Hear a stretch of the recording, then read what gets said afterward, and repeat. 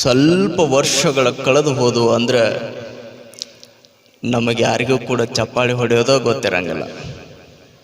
ಅಪ್ಪ ಅವ್ರು ಎದಕ್ರಿ ಹಿಂಗೆ ಅನ್ನಕತ್ತೀರಿ? ಯಾಕಂದ್ರೆ ಮನೆಯಲ್ಲಂತೂ ರೊಟ್ಟಿ ಮಾಡೋದಂತೂ ದೂರ ಹೋಗ್ಬಿಟ್ಟೈತು. ಹೋಗ್ಯಾವಲ್ರಿ ಅವು ನೋಡ್ರಿ ಗೋನ್ ಹಾಕಾಗತ್ತಾಳ. ಎಲ್ರಿ ಅಪ್ಪವ್ರ ನಮ್ಮ ಮಗಳ ಗಂಡನ ಮನೆಗೆ ಹೋಗಿ ರೊಟ್ಟಿ ಮಾಡಂದ್ರೆ ಗಂಡನ ಕಡೆ ದಿನ ಬೇಯಿಸ್ಕೋತಾಳ್ರಿ. ಎಲ್ಲಿ ರೊಟ್ಟಿ ಮಾಡ್ಬೇಕಾಕಿ ರೊಟ್ಟಿನ ಮಾಡಕ್ ಬರಂಗಿಲ್ಲ. ರೊಟ್ಟಿ ಮಾಡೋದು ದೂರ ಹೋಗಿಬಿಟ್ಟಾವು. ಎಲ್ಲ ಕೈ ಒಳಗೆ ಮಷಿನ್ ಬಂದ್ಬಿಟ್ಟಾವ. ಈಗ ಬಟ್ಟೆ ತೊಳೆಯೋದು ಮಷೀನು, ರೊಟ್ಟಿ ಮಾಡೋದು ಮಷೀನು. ಇನ್ನೊಂದು ಫೇಸ್ಬುಕ್ ಒಳಗೆ ನಾನು ನೋಡಕತ್ತಿದ್ದೆ, ಸ್ನಾನ ಸಹಿತ ಮಷಿನ್ ಮಾಡಿಸೋದು ಬಂದವ್ರಿ. ನಮಗೆ ಬಟ್ಟೆ ಉಡ್ಸೋ ಸರಿಕರ ಮಷಿನ್ ಬಂದವು. ನಮಗೆ ಬೆಳಿಗ್ಗೆ ಬ್ರೇಕ್ಫಾಸ್ಟ್ ಮಾಡಿಸೋದು ಮಷಿನ್ ಬಂದವು. ಅದಾವ ಎಲ್ಲ ಬರ್ತಾವ. ಭಾಳ ಬೇಗ ನಿಮ್ಮ ಮನೆ ಮುಂದೆ ಬರ್ತಾವ. ಪರಿಸ್ಥಿತಿ ಎಲ್ಲಿಗೆ ಬಂದುಬಿಟ್ಟೈತೆ ನೋಡ್ರಿ. 2G 3G 4G 5G, ಮುಂದೆ 10G ಬರಬಹುದು, ಮುಂದೆ 20G ಬರಬಹುದು. ಆದರೆ ನಮ್ಮ ಸಂಸ್ಕಾರ, ನಮ್ಮ ಸಂಸ್ಕೃತಿಯನ್ನು ಬಿತ್ತುವಂಥ ಕಾರ್ಯವನ್ನು ನಾವು ಮಾಡಬೇಕು ಅಂತ ಈ ಪ್ರವಚನವನ್ನು ಹಚ್ಚಾರಜ್ಜವರು. ಹಿಂಗ ಪ್ರವಚನ ಹೇಳುವಂಥ ಸಂದರ್ಭದೊಳಗೆ ಎದ್ರ ಕುಂತ ಮುದುಕಿ ಜೋರು ಅಳಕತ್ತು ಬಿಟ್ಟಳ್ರಿ. ಎದ್ರ ಕುಂತ ಮುದುಕಿ ಜೋರು ಅಳಕತ್ತು ಬಿಟ್ಲು. ನಾನಂದೆ ಎದಕ್ಕೆ ಅಳಕತ್ತೀವಿ ಅಂತ ಅಂದೆ. ನನ್ನ ಉತ್ತರ ಕರ್ನಾಟಕ ಭಾಷೆ ಭಾಳ ಹಚ್ಚಕ ತಿಳಿತಾವಲ್ರಿ ನಿಮಗೆ? ತಿಳಿತಾವಲ್ಲ? ಇನ್ನೂ ಸ್ವಲ್ಪ ಸಿಟಿ ಭಾಷೆ ತಗೊಳ್ಳಿ ರೀ. ತಿಳಿತಾವಲ್ಲ? ಯಾವ ತಿಳಿತಾವ? ಹಾಂ ತಿಳಿತೀವಿ. ಅವ ಜೋರು ಅಳಕತ್ತು ಬಿಟ್ಲು. ಅವಾಗ ನಾನಂದೆ ಯಾಕೆ ಅಳಕತ್ತಿ ಅಂತ ಅಂದೆ. ಅವಾಗ ಏನಿಲ್ಲಪ್ಪ ನೀನು ಪ್ರವಚನ ಮುಂದುವರೆಸು ಅಂದ್ಲಕ್ಕಿ. ಯವ್ವ ಹಿಂಗೆ ಅಳ್ಳಕತ್ರ ನಾನೇನು ಪ್ರವಚನ ಮಾಡಲಿ ಅಂದೆ ನಾನು. ಮುಂದೆ ಕುಂತಿ, ಅದು ಹಿಂದೆ ಕುಂತ ಹತ್ರ ಮತ್ತೆ ಬೇರೆ. ಮುಂದೆ ಕುಂತಿ ಅಳ್ಳಕತ್ತಿ, ನಾನೇನು ಪ್ರವಚನ ಹೇಳಿ? ನಿನ್ನ ಬಾಯಿನ ಜೋರಾಗಿತ್ತು. ಅವಾಗ ಸುಮ್ಮರು ಕೂಡ್ಬೇಕಿಲ್ರ ಅಟ್ಟಕ್ಕೆ ಮತ್ತೆ ಅಳಕತ್ತಳ್ರಿ ಜೋರು ಬಾಯಿ ಮಾಡಿ.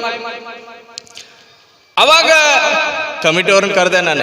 ಅಳ್ಳಕತ್ತಾಳ ನೋಡ್ರಿ, ಯಾಕೆ ಕೇಳ್ರಿ, ಸ್ವಲ್ಪ ಏನ್ರ ಆಗೈತ ನೋಡ್ರಿ.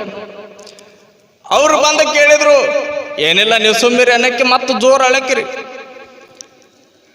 ಅವಾಗ ಮತ್ತೆ ನಾನೊಬ್ಬ ಮೈಕೆಲ್ಲ ಬಂದ್ ಮಾಡಿ ಎದ್ದು ಹೋಗಿ ಮತ್ತೆ ಕೇಳ್ದೆ ನಾನು, ಯಾಕೆ ಇಟ್ಟು ಜೋರು ಅಳಕತ್ತಿಲ್ಲ, ಎದಕ್ಕೆ ಅಳಕತ್ತಿ? ಏನಿಲ್ಲಪ್ಪ ನೀನು ಹೋಗಿ ಹೋಗು ಪ್ರವಚನ ಮುಂದುವರಸು. ಇಷ್ಟು ಅನ್ನಕ್ಕಿರ ನಾನು ಈ ಕಡೆ ಬರುತ್ತಲ್ಲ ಮತ್ತೆ ಜೋರು ಅಳಕಿರಿ. ಯಾಕೆ ಪ್ರವಚನ ಮಾಡ್ಲೇಬೇಡ, ಮೊದಲ ಸಮಯ ಆಗೈತು. ಮೊದಲ ನಂದು ಕರೆಕ್ಟ್ 1 ತಾಸು ಪ್ರವಚನ, ಮತ್ತೆ ನೀನ 10-15 ನಿಮಿಷ ಹಾಳಿಗೆಡಿಸಿದೆ ಅಂದ್ರೆ ನಾನೇನು ಪ್ರವಚನ ಮಾಡ್ಲಿ? ಏನಿಲ್ಲಪ್ಪ ನೀ ಪ್ರವಚನ ಹೇಳನಕ್ಕೆ ಮತ್ತೆ ಜೋರು ಅಳಕಿರಿ. ಅವಾಗ ಮುಂದುವರೆದು ಸಿಟ್ಟಿಗೆದ್ ನಾಕೆ ಹೇಳ್ತೇ ಇಲ್ಲ ಯವ್ವ ಅಂತಂದೆ. ಅವಾಗ ಹೇಳಿದ್ಲಕ್ಕಿ, ಏನಿಲ್ಲಪ್ಪ ನಿನ್ನೆ ನಮ್ಮ ಮನೆ ಒಳಗೆ ಎಷ್ಟು ಅಂದಳ್ರಿ ಜೋರು ಅಳಕಿರಿ. ಮತ್ತೆ ಏನಾತವೇ? ಏನಿಲ್ಲಪ್ಪ ನಿನ್ನೆ ನಮ್ಮ ಮನೆ ಒಳಗ ಒಂದು ಇಟ್ಟು ಅಂದಳ್ರಿ ಮತ್ತೆ ಜೋರು ಅಳಕಿರಿ. ಯವ್ವ ನಾ ಅಳ್ಳಾಕತ್ತೀನಿ ಈಗ. ಏನಿಲ್ಲಪ್ಪ ನಿನ್ನೆ ನಮ್ಮ ಮನೆ ಒಳಗ ಒಂದು ಕರು ಇಷ್ಟು ಅಂದಳ್ರಿ ಮತ್ತೆ ಜೋರು ಅಳಕತ್ಲು. ಮುಂದೆ ಹೇಳಕ್ ಕರು ಏನದು? ಏನಿಲ್ಲಪ್ಪ ನಿನ್ನೆ ನಮ್ಮ ಮನೆ ಒಳಗ ಒಂದು ಕರು ಜೋರು ಒದರಿ ಸತ್ತು ಹೋತು ಅಂದ್ಲಕ್ಕಿ. ಯವ್ವ ಸತ್ತಿದ್ದ ನಿನ್ನೆ ನಿಮ್ಮ ಮನೆ ಒಳಗೆ ಇಲ್ಯಾಕೆ ಬಂದು ಅಳಕತಿ? ಏನಿಲ್ಲಪ್ಪ ಅದು ಜೋರು ತ್ರಾಸ ಮಾಡ್ಕೊಂಡು ಏನ ಸತ್ತು ಹೋತಲ್ಲ ಹಂಗ ನೀನು ಜೋರು ಇಟ್ಟು ಅಂದು ಮತ್ತೆ ಅಳಕತ್ತೋಡ್ರಿ. ತಿಳಿತನ್ರಿ ನಿಮಗೆ? ನೀವು ನಗಾಕತ್ತೀರ ಅಂತ ತಿಳಿದತ್ ಅಂತ ಅರ್ಥ. ನನ್ನ ಪರಿಸ್ಥಿತಿ ಹಂಗೆ ಆಗೋದು ಬೇಡ ಅಲ್ರಿ. ಹಂಗೇನು ಆಗೋದು ಬೇಡ ಯವ್ವ, ಆಗೋದು ಬೇಡ. ನೋಡ್ರಿ, ಅದ್ಭುತವಾಗಿರುವಂಥ ಕೆಲಸವನ್ನು ಪರಮ ಪೂಜ್ಯರು ಮಾಡಾಕತ್ತಾರ. ಇವತ್ತು 1ನೇ ದಿನ ರೀ. 1ನೇ ದಿನ ಭಾಳ ಹೇಳಬಾರ್ದಂತ ನಮ್ಮ ಜನಕ್ಕೆ. ಎಷ್ಟು ಬೇಕು ಅಷ್ಟೇ ಹೇಳ್ಬೇಕಂತ.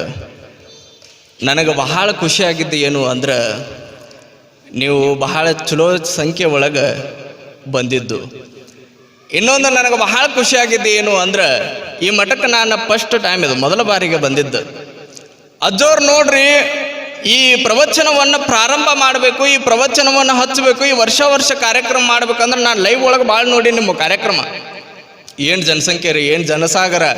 ಅಜ್ಜವ್ರು ಎಂತೆಂಥ ಕಾರ್ಯಕ್ರಮ ಮಾಡ್ಯಾರ, ಒಂದೊಂದು ತಿಂಗಳಗಟ್ಲೆ ಕಾರ್ಯಕ್ರಮ, ಎಂತೆಂಥ ನಾಡಿನೊಳಗೆ ದೊಡ್ಡ ದೊಡ್ಡ ಪ್ರವಚನಗಾರ ಏನು ಭಾಳ ಬೆಳಗಾಕತ್ತಾರ, ಮಿಣಗಾಕತ್ತಾರ, ಏನು ಮಿಂಚಾಕತ್ತಾರಲ್ಲ, ಮಿರಿ ಬಹಳ ದೊಡ್ಡ ದೊಡ್ಡ ಪ್ರವಚನಗಾರ ಅಂತ ಕರಿತೀವಲ್ಲ ನಾವು. ಒಂದೊಂದು ವರ್ಷಗಟ್ಲೆ ಡೇಟ್ ತಗೊಂಡು ಪ್ರವಚನಕ್ಕೆ ಹಿಡ್ಕೊಂಡು ಬರ್ತಾರ ಅವ್ರನ್ನ. ಅಂಥವರೆಲ್ಲ ಈ ಮಠದೊಳಗೆ ಪ್ರವಚನವನ್ನು ಮಾಡಿ ಹೋಗ್ಯಾರಂದ್ರೆ ನಿಮ್ಮಂಥ ಪುಣ್ಯವಂತರು ಯಾರದಾರ್ರಿ? ಯಾರದಾರ್ರಿ? ಇಂಥವಾಗ ಚಪ್ಪಾಳೆ ಹೊಡಿತೀರಿ ನೀವು. ನೋಡ್ರಿವ ಅಜ್ಜೋರು ನೋಡ್ರಿ, ಪ್ರವಚನ ಒಂದು ವೇದಿಕೆಗೆ ಪ್ರವಚನಕ್ಕೆ ಕರೆಸ್ಬೇಕಂದ್ರೆ 10 ಸಲ ವಿಚಾರ ಮಾಡ್ತಾರೆ. ಯಾಕಂದ್ರೆ ಬರೇ ದುಡ್ಡಿಗಾಗಿ ಪ್ರವಚನ ಹಚ್ಚುವಂಗಿದ್ರೆ ವಿಚಾರ ಮಾಡ್ತಿದ್ದಿಲ್ಲ. ನಮ್ಮ ಜನ ಕೇಳಬೇಕು, ನಮ್ಮ ಜನ ಜ್ಞಾನದ ಬುತ್ತಿಯನ್ನು ತುಂಬ್ಕೋಬೇಕು, ವಚನ ಬುತ್ತಿಯನ್ನು ತಲೆ ಒಳಗೆ ತುಂಬ್ಕೋಬೇಕು, ವಚನ ಸಂಸ್ಕೃತಿಯನ್ನು ತಲೆ ಒಳಗೆ ತುಂಬಿಕೊಂಡು ಸಂಸ್ಕಾರವನ್ನು ನಾಡಿನೊಳಗೆ ಬಿತ್ತಬೇಕಂತ ಅಜ್ಜೋರು ಈ ಪ್ರವಚನ ವೇದಿಕೆ ಕರ್ಕೊಂಡು ಬರ್ಬೇಕಂದ್ರೆ 10 ಸಲ ವಿಚಾರ ಮಾಡ್ತಾರೆ. ನೋಡ್ರಿ, ಅಜ್ಜೋರ ದಾಸೋಹ ಕಾರ್ಯ, ಅಜ್ಜೋರ ಸರಳತೆ.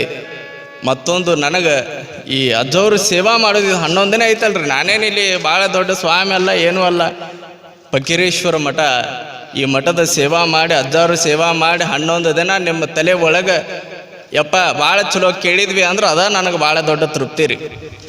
ಆ ಕೆಲಸವನ್ನು, ಆ ಕಾರ್ಯವನ್ನು ನಾಳೆಯಿಂದ ನಾವೆಲ್ಲರೂ ಕೂಡ 11 ದಿನಗಳ ಪರ್ಯಂತರವಾಗಿ ಮಾಡೋಣ ಅನ್ನುವಂಥ ಮಾತುಗಳನ್ನು ಈ ಸಂದರ್ಭದಲ್ಲಿ ಹೇಳ್ತಾ, ಸರಿಯಾಗಿ 1 ತಾಸು ರೀ, ಅಜ್ಜೋರ ಸಮಯಕ್ಕೆ ಬಹಳ ಮಹತ್ವವನ್ನು ಕೊಟ್ಟಾರ.